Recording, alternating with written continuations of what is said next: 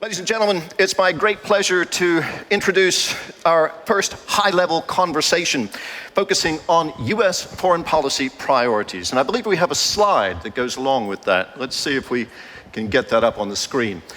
A poll was conducted, a transatlantic poll, so this is taking in North America and Europe, in May and June of this year. And the results concerning President Joe Biden's handling of international affairs, you can see on the screen there. 55% approval, so he's on the upside, versus 32% disapproval.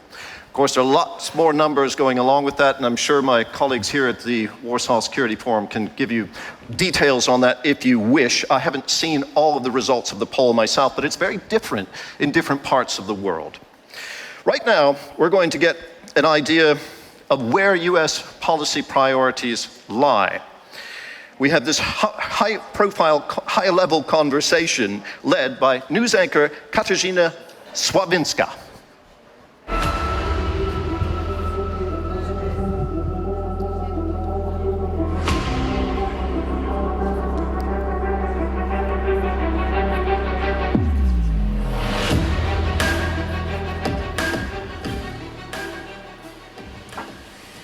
Good afternoon, welcome to our conversation, and I have a great privilege to welcome Mr. Philip Gordon, the National Security Advisor to the Vice President of the United States, Kamala Harris. Welcome, sir.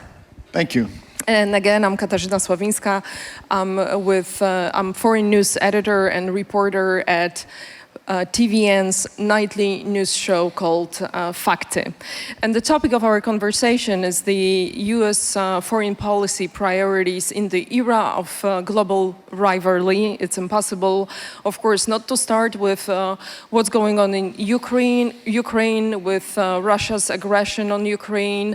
The US has stepped in decisively, offering military support and financial support, and in many other areas. My question is, what's the US aim in regard to Russia? Is it to weaken Russia? Is it to defeat Russia? Or is it to topple Putin's regime? Thank you, Kasia. And first, let me just say how pleased I am to be here at the forum and in Warsaw in general. We've got such important business with the government of Poland. I had a chance this morning to speak with some counterparts, and we are truly aligned on these issues of Ukraine, NATO, and our bilateral alliance. On your question, look, I'm not going to speculate about the future of what happens in Russia. What I can do is tell you what our policy is. And what our policy is consists of imposing severe costs on Russia for its outrageous and unjustified invasion of Ukraine, by which I mean severe export controls, financial sanctions, a ban on purchases of Russian oil, hopefully soon a price cap on Russian oil, all of which we think undermine, or we are quite confident it is already undermining Russia's ability to wage war in Ukraine and to threaten other countries in the region like Poland. So Russia has to pay a severe price for this, and we, with our allies, are imposing that price. We're also, as you mentioned, providing extensive support to Ukraine that goes on. And I think a lot of people suspected or worried that by now the initial support would start to wane. But just this week, Congress added another $13 billion to what we've already provided, which is over $26 billion in security assistance, financial assistance, humanitarian assistance, budgetary support. And then just yesterday, after speaking to President Zelensky, President Biden announced another $600+ million in support for Ukraine. And that is also part of our Russia policy. We're doing this all very closely together with our allies. And we think it's having a great and positive effect. We have to look a little bit into the future and what it would mean for Ukraine to win. The support is clearly visible on the battlefield. Putin's army is losing currently on the battlefield in Ukraine. He's becoming more and more desperate, and his future is becoming more and more unpredictable. So is the US ready for what may come next, possibly the collapse of Putin's regime or even disintegration of Russian state? Yeah. You know, it's hard to look too far into the future here, and that's why I'm reluctant to speculate about what's around the corner. We've been wrong about many aspects of the conflict so far, and it's not helpful to just speculate about what comes next. What we've said is, for now, what we're doing is resisting this Russian aggression and helping Ukraine take back territory that Russia has illegally grabbed or claimed. And thanks to the bravery of the Ukrainians, with support by many of its partners and allies, they're in the process of doing that. And what we've said is we are going to help them take back that territory and put them in a stronger position. I think, Kasia, the answer to most of your questions so far is up to the Ukrainians, like the definition of victory and what it consists of and what happens next. We are trying to strengthen Ukraine's position. Ukraine has said that eventually there needs to be some sort of negotiation, and we want them to be in the strongest possible position for them to determine what victory consists of, and we're committed to that.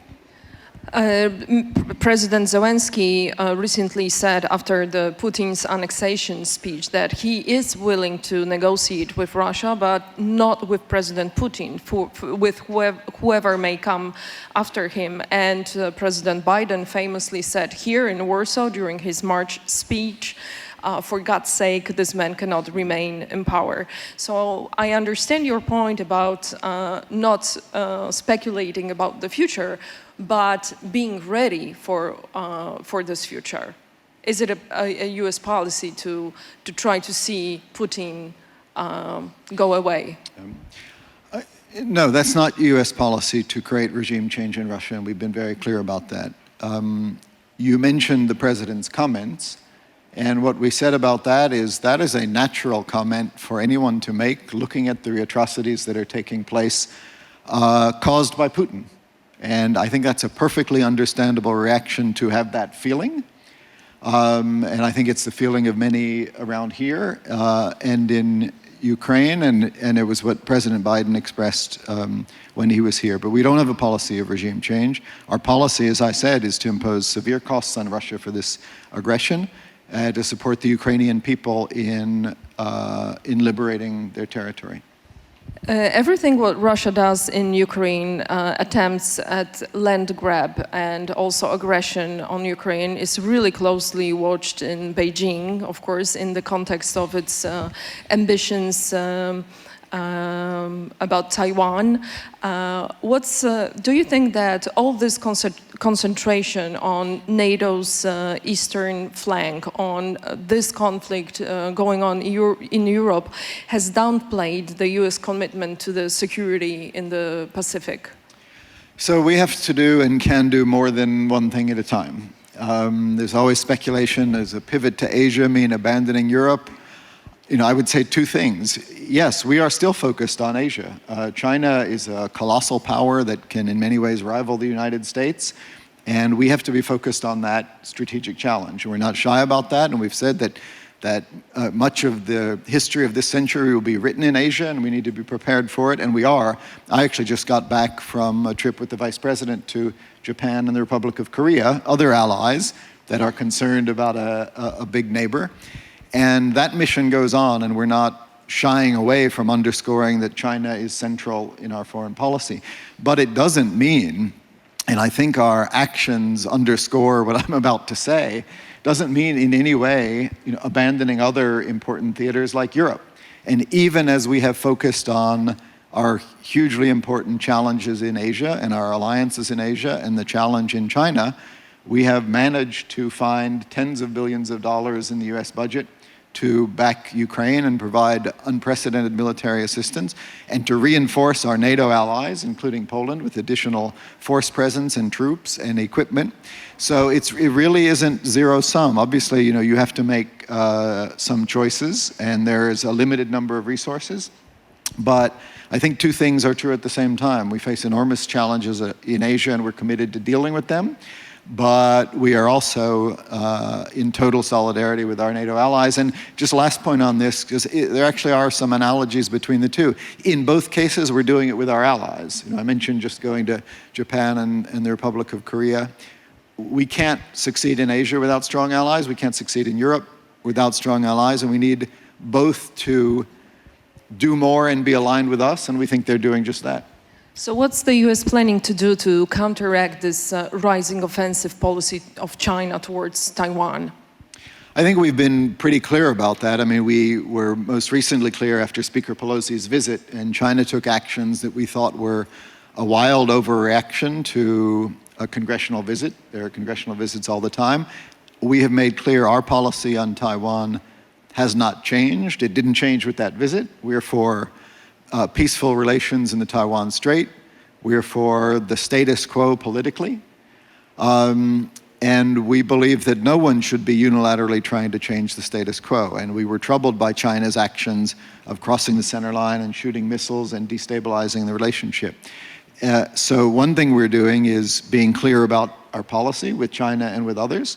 We are underscoring our continued willingness to sail and fly consistent with international law throughout the area. Freedom of navigation, freedom of the seas is critically important, and we're doing it together with our allies, and it's one of the things we just consulted about on the Vice President's trip to East Asia. Another quite telling words from President Biden from his recent interview with CBS station when asked whether US forces would defend Taiwan, he answered yes. Troops on the ground. I don't have anything to add to what the president said. He was asked that, and he was asked it in Tokyo previously, and he said the same thing. So there's consistency there. As I said, our policy on Taiwan has not changed. We believe that the status quo should be maintained and no one should challenge it. But the president was asked a hypothetical question about what he would do. He answered it. He's been consistent on that point. Our job is to avoid that hypothetical situation from taking place. We're trying to avoid conflict, and that's the reason we have strong allies in the region, military presence in the region, and diplomacy in the region, so that that question never actually has to be answered. Let's move on to Iran, another arch rival when you look at on the map, with brutal crackdown of protests right now after death of Mahsa Amini in the hands of morality police. There is still unresolved issue of nuclear agreement. There's Iran selling drones to Russia. Those drones attack Ukrainian cities. What's the long-term policy of the United States towards Iran and its regime?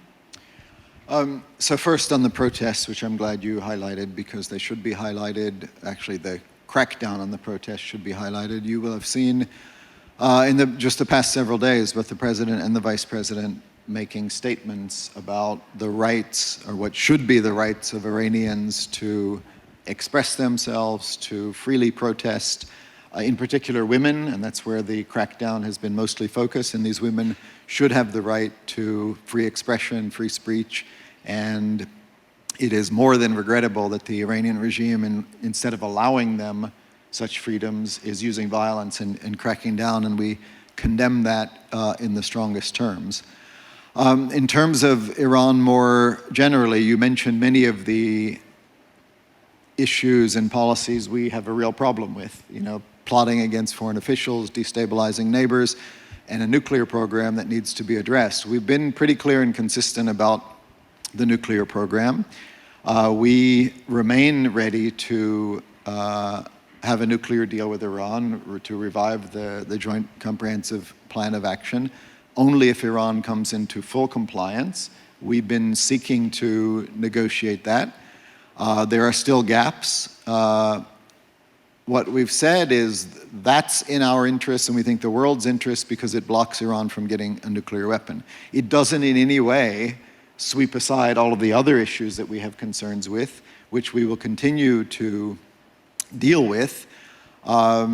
most recently announcing new sanctions about those responsible for the crackdown, but on other things like ballistic missiles and interference in neighboring states, those issues won't go away even if there is a nuclear deal. But we have said that a nuclear deal that constrains Iran's nuclear program is in our collective interest, because all of these issues would be many, many, many times worse if Iran also had a nuclear weapon. And how do you react to Iran selling the drones to Russia? We've been clear about that issue, not just with Iran, but in general. It would be a mistake for any country to provide Russia's military with support.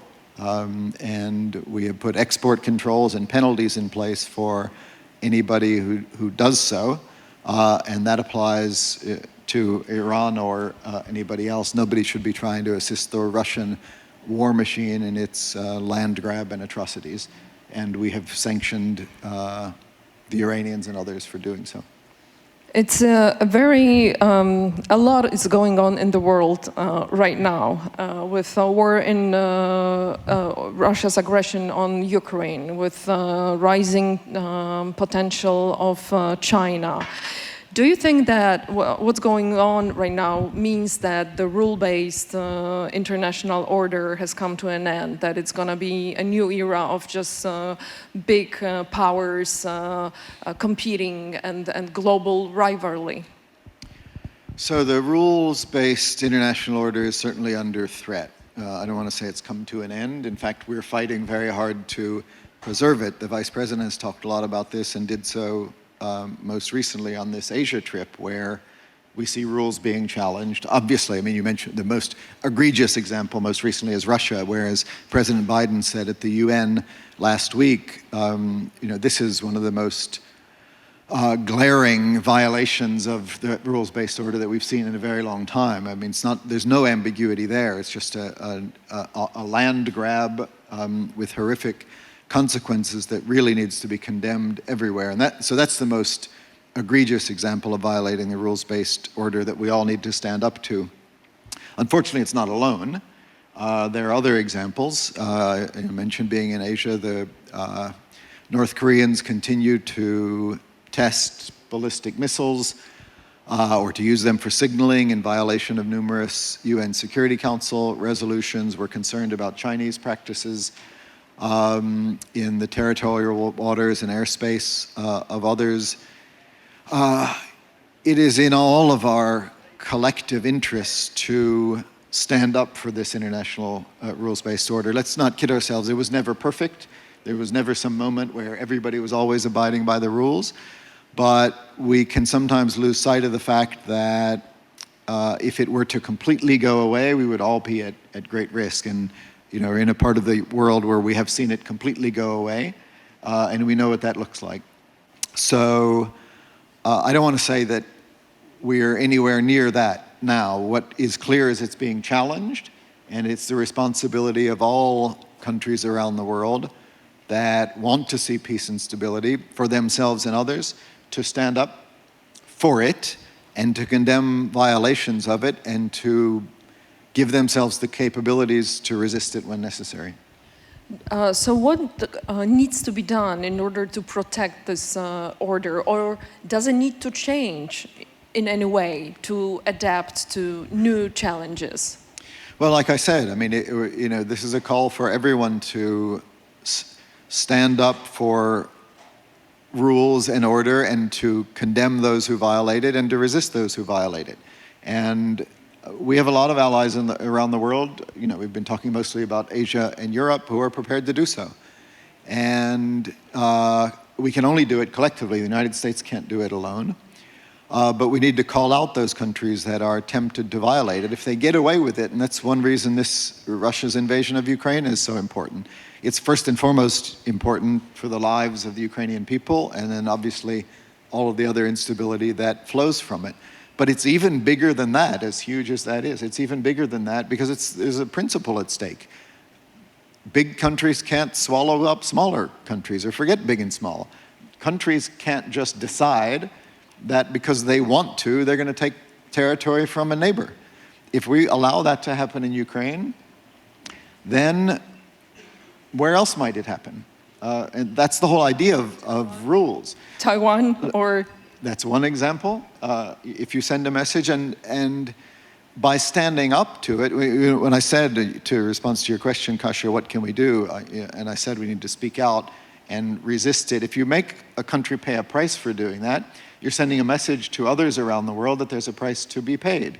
And other countries that might be tempted to use force to violate international rules and norms or take territory have now seen that for Russia, this has not led to the territorial acquisition that they wanted, but a devastation of the Russian economy, the loss of many Russian lives, many of whom were probably Russians who were forced to take part of this because of their leaders' orders, and a failure to acquire the territory that they're trying to take. If we can succeed in doing that and make Russia pay a price for that, then I think others will think twice before they go on such ill-advised attempts to undermine the rules-based order. Thank you, sir, very much for this conversation.